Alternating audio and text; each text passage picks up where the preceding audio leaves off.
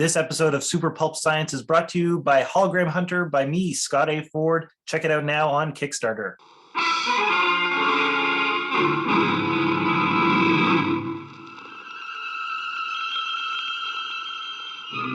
Attention, citizens. It's time for Super Pulp Science.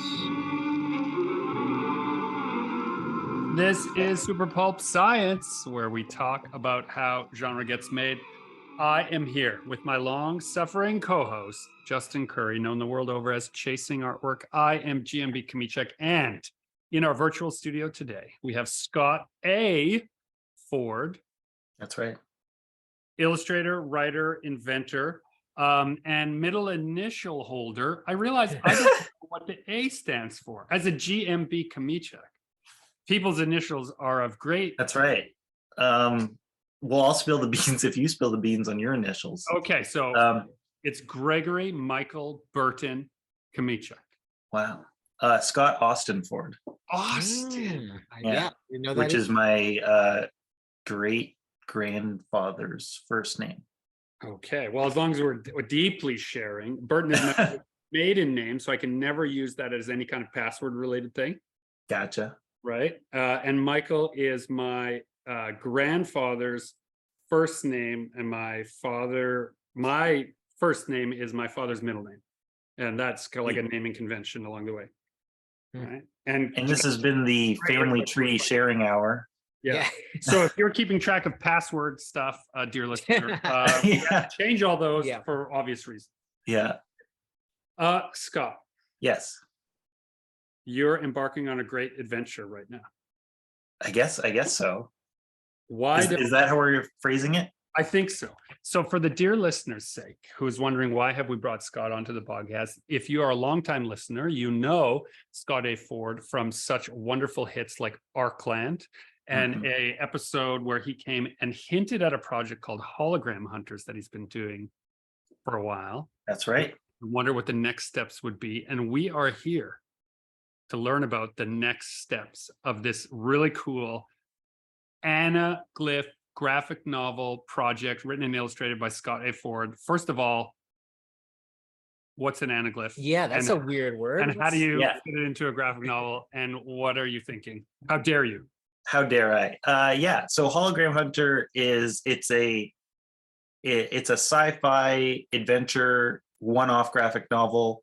Half the book is 2D illustration, sort of traditional illustration, and then the other half of the book is anaglyph 3D, and anaglyph is like old school retro blue and red glasses 3D that pops out of the page when you look at it with blue and red glasses.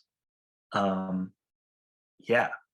that's I wanted to ask, because that's a deep cut. Like there's not a whole lot of anaglyph 3D like stuff out there anymore, but sure, growing up, that was every magazine had some kind of it came with the 3D glasses that were in the magazine, had a spread of dinosaurs or creatures or whatever. Like it was a big thing. So was there a book or an experience as in your youth that made you really in love with this technology? Like why anaglyph? Honestly, no. This is I was not thinking of a nostalgia grab when I first thought of this idea and was starting to plan it.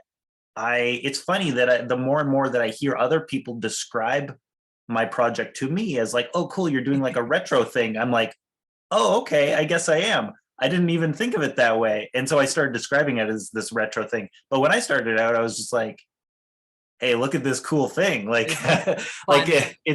I'm excited about it as if it's new technology.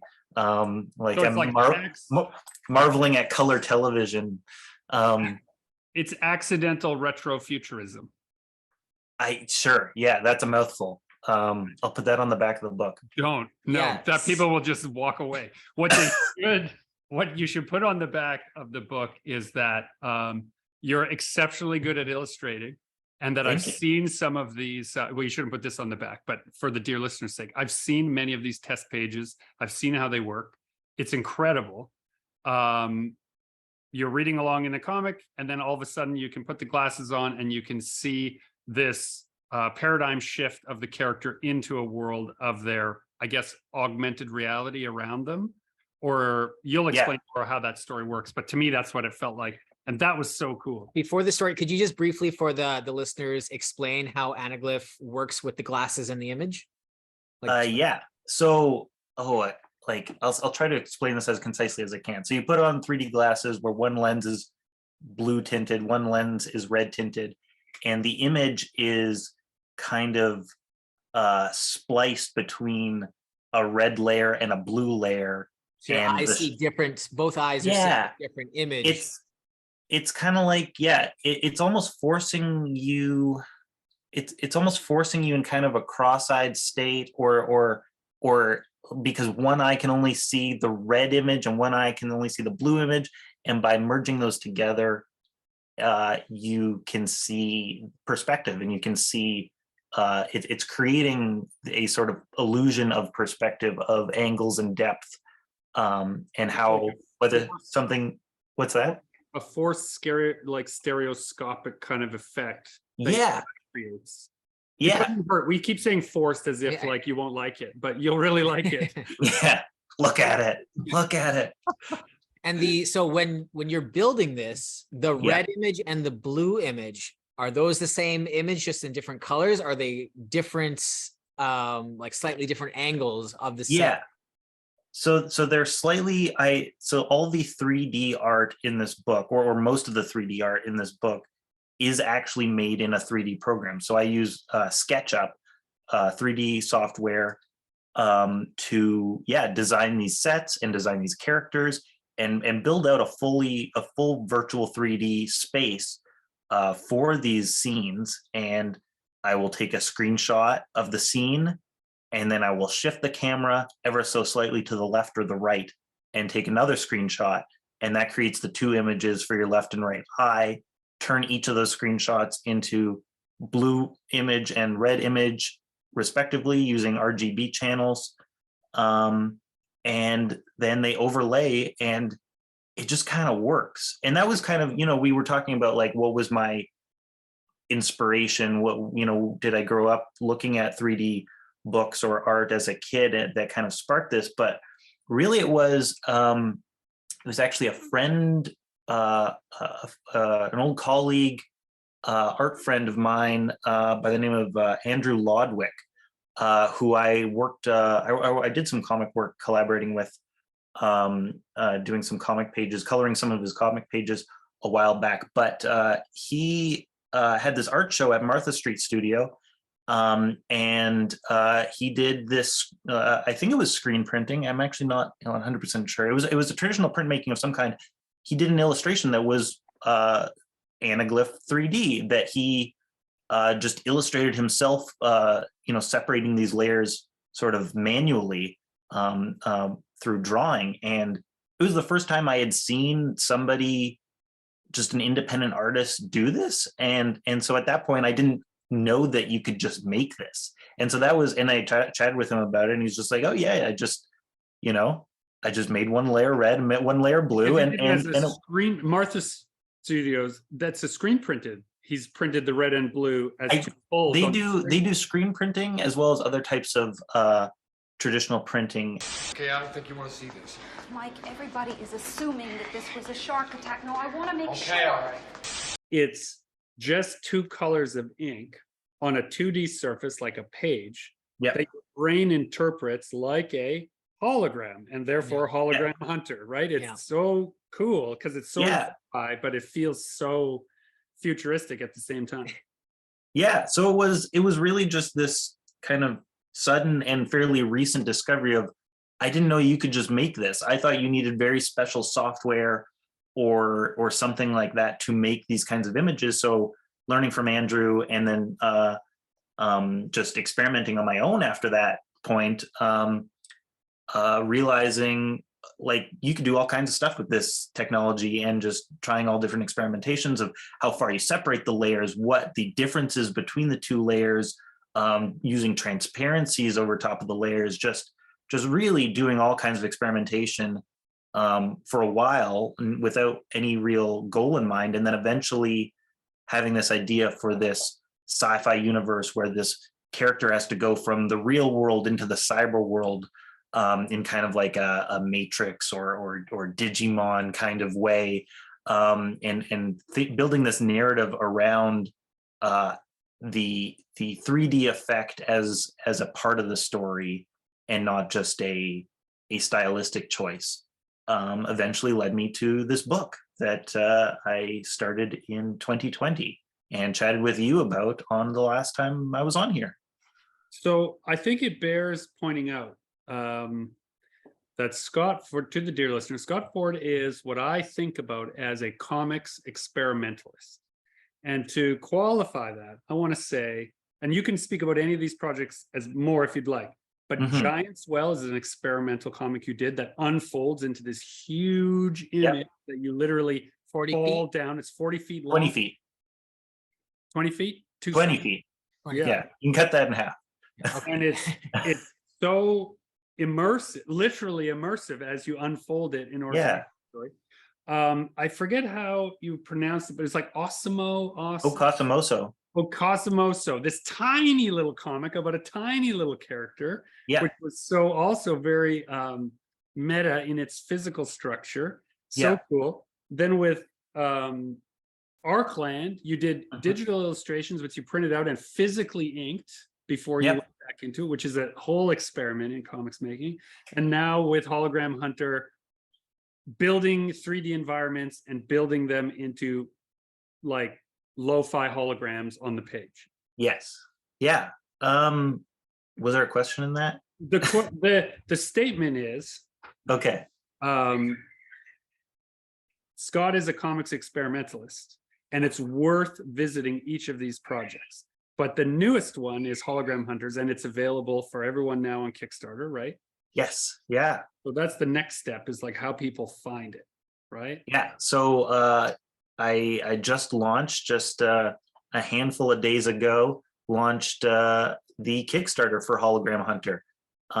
So if you're, thank you. So if you're interested in a digital copy of the book, or a physical copy of the book that comes with 3D glasses, or I also have these really cool tiers that come with poster prints and or 3D printed models of the characters from the book, which was really cool to do. You mentioned to me in person at the last show, that one of the reasons why you liked using SketchUp versus other programs for the 3D elements is you could take the model as a one-to-one and print the character out as a physical object straight from the digital realm, like a copy with no original.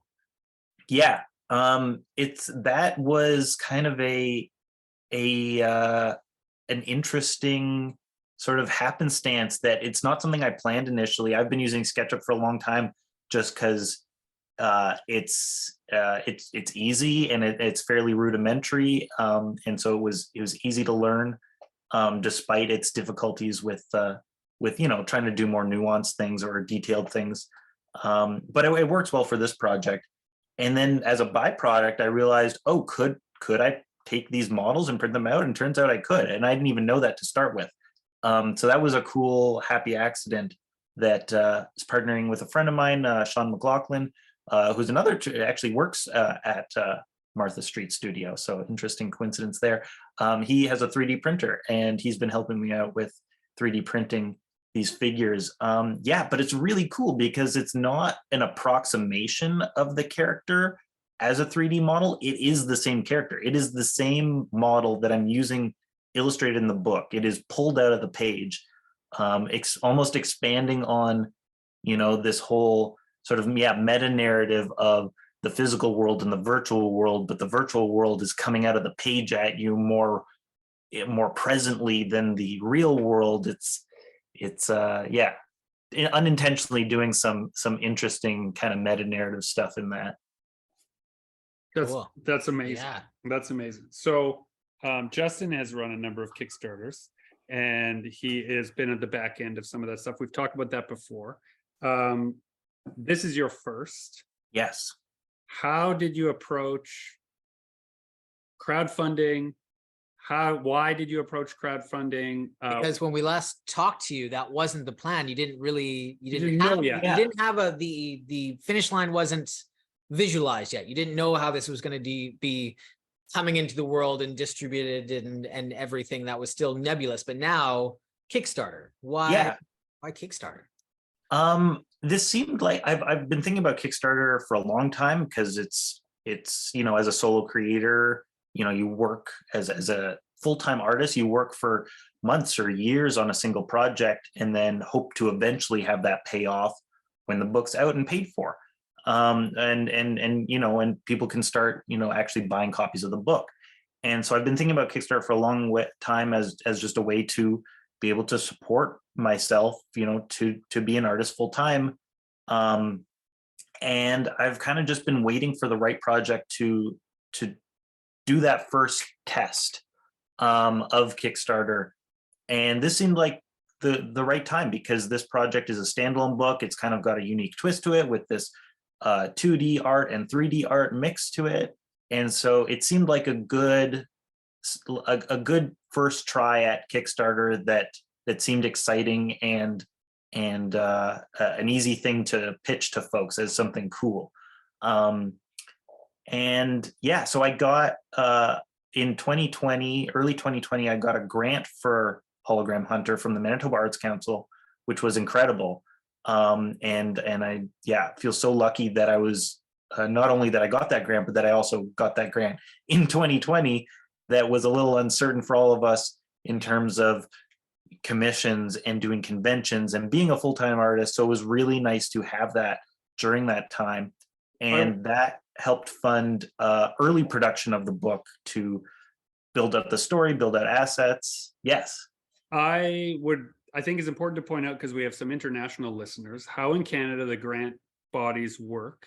And I think just in general, the quickest way to sum it up is that because your work is considered experimental, yes, it is not necessarily considered commercial.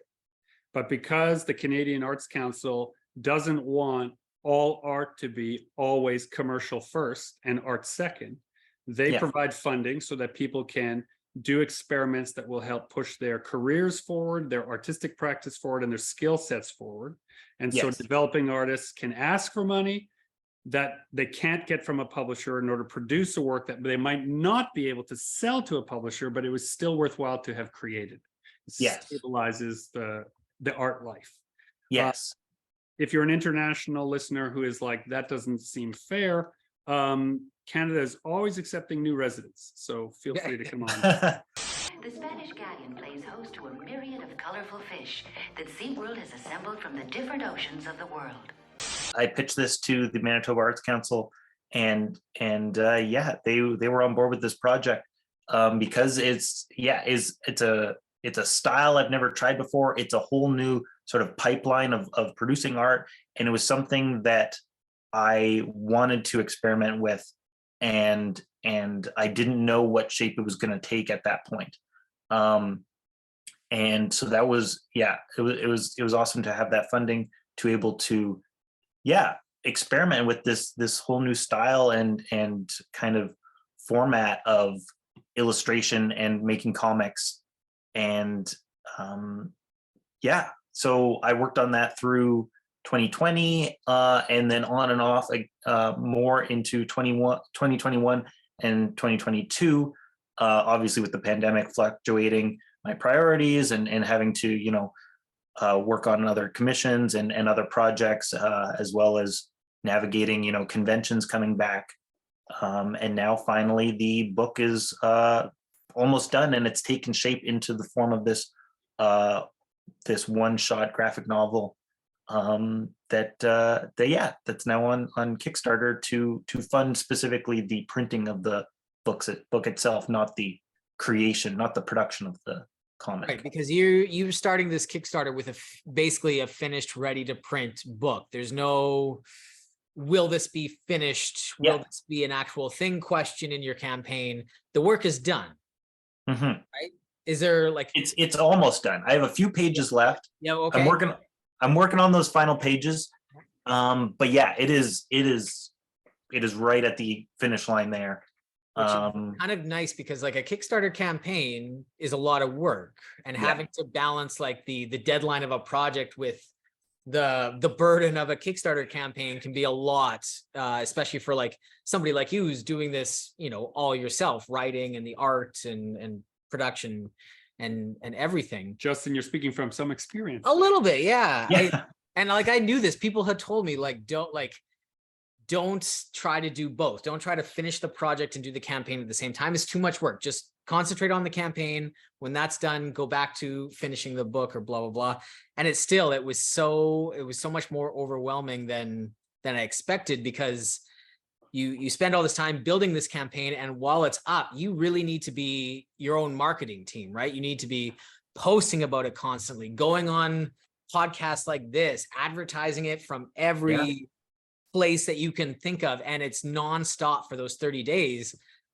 Because you're coming into that period, the dark period of your Kickstarter campaign is coming up, where it just things die in the middle and nothing happens for a while. And we're all told this is going to happen, but it always it's like a punch to your soul when nobody funds your project for a couple days there. Old school comics people will appreciate this, that you spend Scott, spent the last 2 years or so being Jack Kirby. Now you have to spend 30 days being Stan Lee.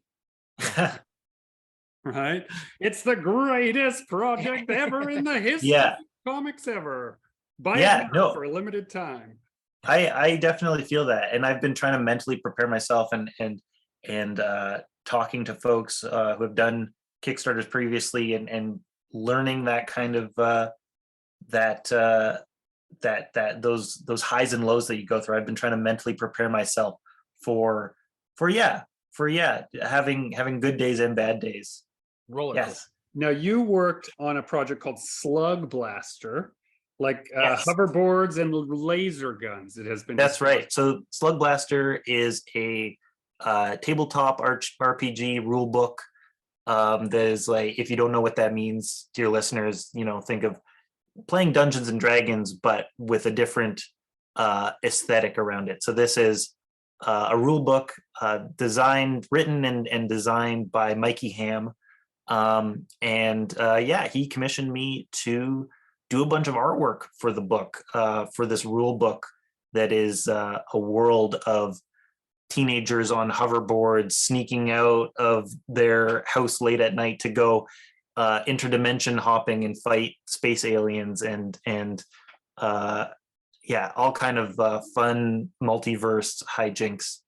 I got some good advice from Mikey, who did a Kickstarter, and I believe his first Kickstarter for that book, Slug Blaster.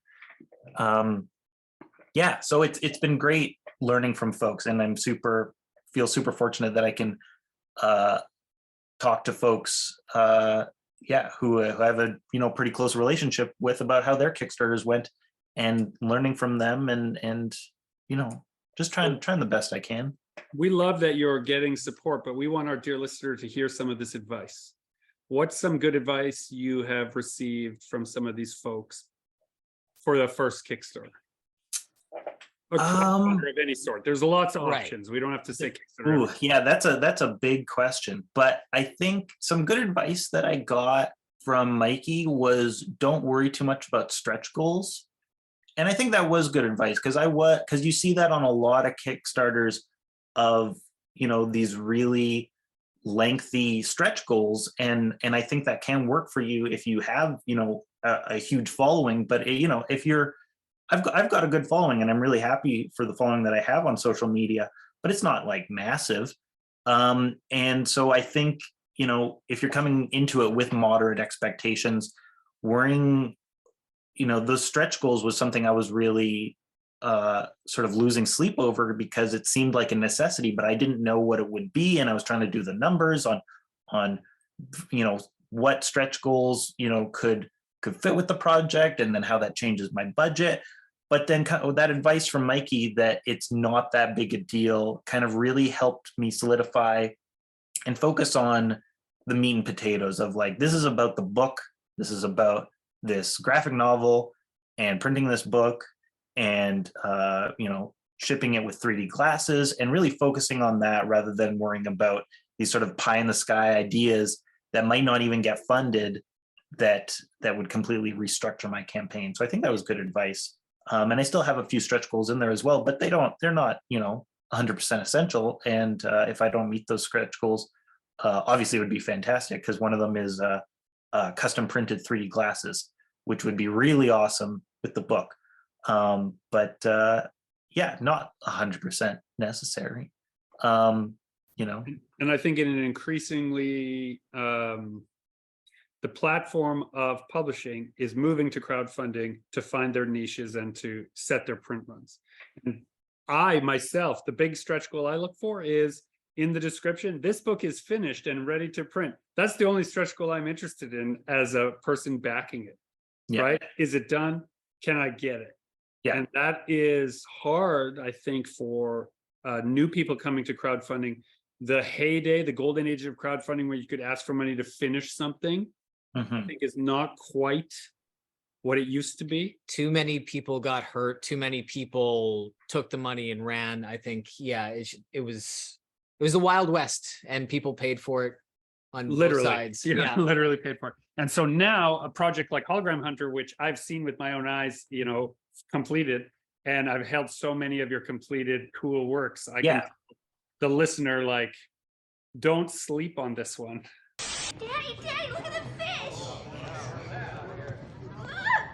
Holy shit! I feel pretty confident in this project. This isn't my first book. I've been making comics for over 10 years now, and I've printed them. I've finished the book and I've printed it, and I've made sure it follows through to the end.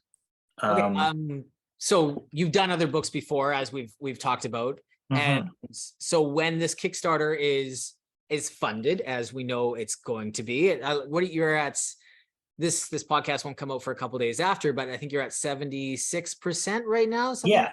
It's pretty good. It got over 50% funded within the first 24 hours, which was really encouraging. Again, as my first Kickstarter, I had no idea what to expect, and I was trying to stay hopeful, but trying to stay realistic and not overly trying to be cautiously optimistic. So yeah, that was really encouraging to see it over 50% funded within the first 24 hours, and it's still going strong. And we're only 6 days in, and we're more than 3/4 of the way there. But jumping ahead to the more exciting part, the Kickstarter's done, it's been fulfilled, and now you have books in hand. What is the plan once you have some inventory in your house? What's next? Chipping out rewards for all the backers for sure. And honestly, I hadn't thought too much about that yet. I mean, like, I'll be my usual schedule on a yearly basis is doing the convention circuit and taking the book across the country and exhibiting with my booth at a variety of Comic-Cons and festivals and expos, and so we'll certainly be there. I'd like to do a book launch, a nice formal book launch here in Winnipeg at like McNally Robinson or other places. So yeah, I guess if I'm being honest, I hadn't thought that too far yet. I'm kind of taking it I feel like I'm still climbing that mountain and trying to just keep, staring at my feet, taking it one day at a time, focusing on the now, focusing on finishing those last pages of the book, and making sure that the campaign is still going strong. I think an important and sobering note shouted by Lyndon, who's doing some logistics over in the corner, is to remind you that many bookstores, including our hallowed McNally Robinson, avoids doing book launches for books that were Kickstarted. Interesting. I didn't know that. Don't mention that part when you go to get it. Go for your launch. Just tell them this is your new book. No need to mention that it was Kickstarted. Why is that? We don't know. Well, I had not heard that before. The stated reason is what if the people who backed the book show up to the launch? They already have the book. What are they going to buy? Not recognizing that many people don't back the book because they don't even understand what a crowdfunding campaign is, and they would only show up at the legitimized book launch to buy the physical copy. So there's a value of getting people in their store. Yeah. However, I see. Yeah, if you are one of the lovely employees of one of our favorite independent bookstores here in Winnipeg, McNally Robertson, know that we love you and we have appreciated all of your support. But in this one arena, we are somewhat flabbergasted as to the decision-making process. It could simply be that there are a lot of books getting done that way, and if they don't have a gate locked up, then they will have a flood and won't know how to differentiate. So I think that's a part of the market that we're going to see stores figuring out. Yeah. If you're listening, McNally Robinson or Bookstore, and we know that some concerned, of you there are. I think most of my backers so far are outside of Winnipeg, so take that for what you will. Yeah, take that. But yeah, what I appreciate about your point of view is, listen, I made the book, and then my first real responsibility is to send it to everyone who backs it. Yeah. And then whatever copies I have left over, I'm going to take them and sell them at the places where my other fans are, the people who have supported me at shows all these years. Yeah. And if there's any left over after that, well, I guess the rest of the public can have it. But where were you when I needed you? Right. Yeah. I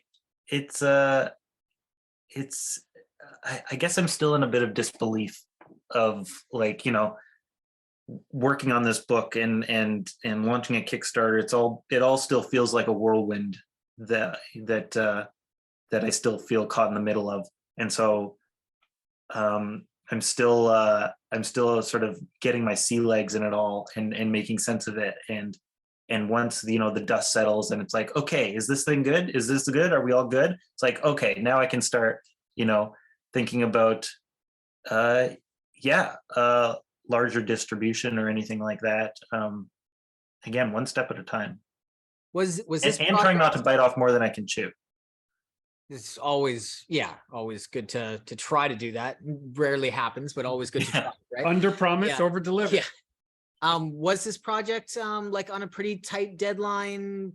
A lot of pressure to get things, like, were there some? I wanted to ask you about like the deadlines, that deadline rush. I haven't had one in a while. I've kind of been craving like a big deadline rush of a project. And did you experience that with this book, getting it in on time, getting the campaign ready in time? Yeah, I mean, yes and no. And I feel like I've learned over the years, or I like to think that I've learned with setting my expectations accordingly and realizing that if something doesn't meet an arbitrary deadline that I've just set in my own brain for arbitrary reasons, it's not the end of the world, and no one else knows that deadline exists. Obviously there are real deadlines where other people are relying on you that are important. And things like, working within the Manitoba Arts Council grant and thinking about their deadlines was certainly something I was thinking about and conscious of and wanted to respect during deep in production in 2020. But yeah, like initially I wanted to launch the Kickstarter in mid to late April, because that was when that was my first convention of the year at the end of April at Calgary Expo and Saskatoon Expo the weekend after that. And so I was like, oh, this is perfect. I almost have all my ducks in a row. I'm going to launch the Kickstarter and then I can promote it. Hey, Kickstarter is brand new, out now at those expos. On top of all the pressure of getting ready for those expos.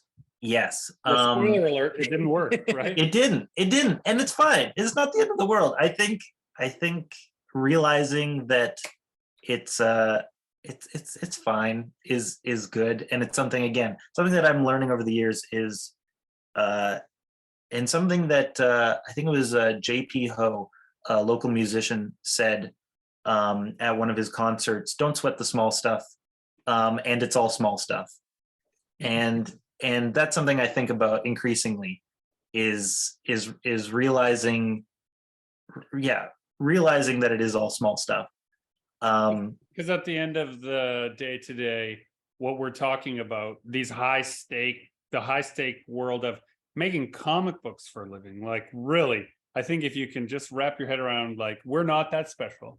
These are not earth-shattering events. This is just storytelling, and it'll come as it comes, and that's fine. And what a privileged position we are in to make it in the first place. 100%. Yeah. Really, I regularly remind myself, like, I'm making comic books, like, calm down is what I tell myself. It's like, what? Like, I'm not performing heart surgery here. Someone's life isn't on the line. God damn dolphins. What the hell are they doing? I don't know. They've been acting strange for the last 2 days. So, given that your Kickstarter has got the majority of its funding, you've got a good stretch going. One of the things you mentioned before the podcast began, which both Justin and I thought was such a great plan, and I see now where it came from. It came out of the failure to launch when you wanted. Now you've chosen the end date to have the same magical function of being overlapping with the show. Why don't you give a plug for that show and what that plan is? I think it's so clever. So the last days of the campaign, which is 26 days from now, will coincide with Icon, which is our anime convention here in Winnipeg, AI-KON. So that when I'm at that event, tabling in person, and people are buying artwork and zines and comics and graphic novels and manga, I can say, hey, I also have this Kickstarter on, and this is the last day you can get it. We'll see how that works out. I think it seemed like a good plan, and that they recommend for your Kickstarter campaign to run about 30 days, and so that lines up accordingly with that. It's not ending too soon or too late. Again, it's all an experiment. That's what this feels like. Is with this book, with this story, with this 3D format, with doing a Kickstarter for the first time. It's all experimentation, and it's all fairly low stakes to see how it turns out. I'm eager to see it all through to the end, with hopeful expectations. Take what I learned to the next project that might have higher stakes. Speaking of which, like, might be a little too early to ask because you are, like you said, you're 6 days into the campaign, but for your next book project, do you think Kickstarter again? That is something I'm definitely thinking about. Something that, with my next book projects, those are very up in the air, how those are going to format. I'm working on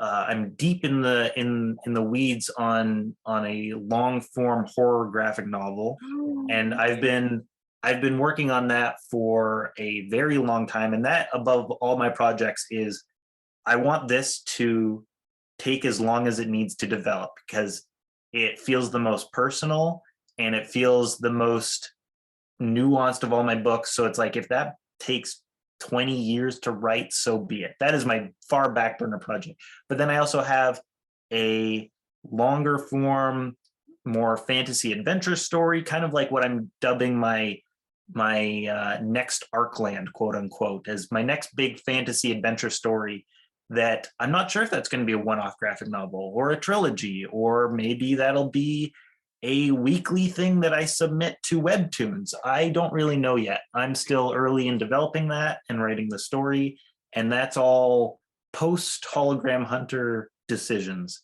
But as for my next printed project, I am actually thinking of finally printing Boreal. Boreal was my weekly comic that was released in the University of Manitoba student newspaper.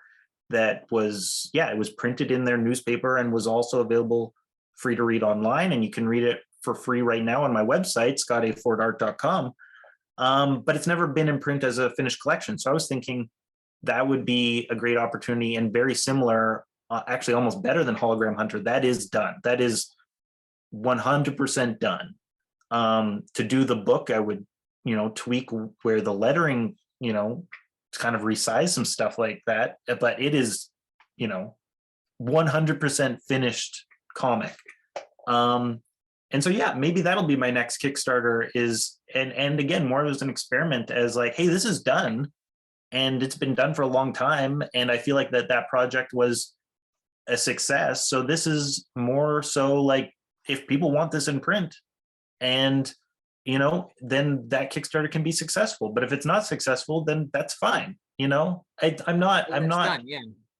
What's that? The work's done. It's not like you're, other than building the campaign, you didn't. And I was paid for that work when I was hired by the Manitoban to make that comic. So that like, that's all fine and done. It doesn't feel like it needs a successful Kickstarter to deem that story and that artwork a successful project.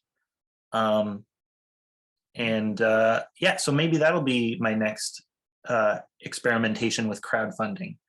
I find that's like when building the campaign for crowdfunding along with the book, it felt like my marketing game leveled up several times, just being forced to not just finish the book and print it, but make all this marketing material to go with it for the campaign.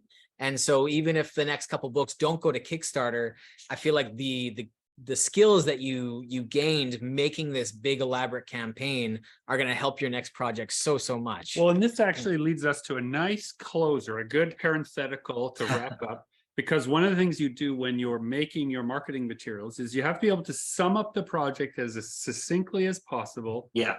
For the person who then says, yes, that is for me. So why don't you, for the sake of our dear listeners, tell us what is Hologram Hunters as a story and why it was interesting to you as a story. And I think that's a great beat for us to go out. Yeah, Hologram Hunter is a one-off graphic novel, a sci-fi adventure story. Half the book is 2D illustration, half the book is 3D anaglyph illustration. It follows a nameless protagonist wandering a desolate city with this robotic parasitic threat kind of lurking around each corner. And he has to virtually enter the hive mind of these creatures to find the source of their spread and try to eliminate it. And it is a very moody story. The character doesn't even have a name. It is just about this slice of a strange world and a strange place and a strange concept. And a lot is left to the greater mystery of how this world functions, and you're offered this glimpse into the rules and the setting, and it's all about atmosphere and just soaking it all in. Amazing. Well, if you are listening to this and you have not already opened a browser window and Googled Hologram Hunter Kickstarter, shame on you, because you should. And you should definitely back it. I will also suggest that if you do back the book, most of the projects that we've talked about here today on the Kickstarter are also available as a $5 digital comics bundle. That's right. Which you can add on at the end of which I thought was genius. Thank you for noticing. Yeah, it's so good. It's really smart because the work's already done. And here, I'll prove it to you. And here, take a look at all these other comics I did. That's so great. So this is GMB Kamichuk, and now you all know what that stands for also, encouraging you all to join the fight and make comics.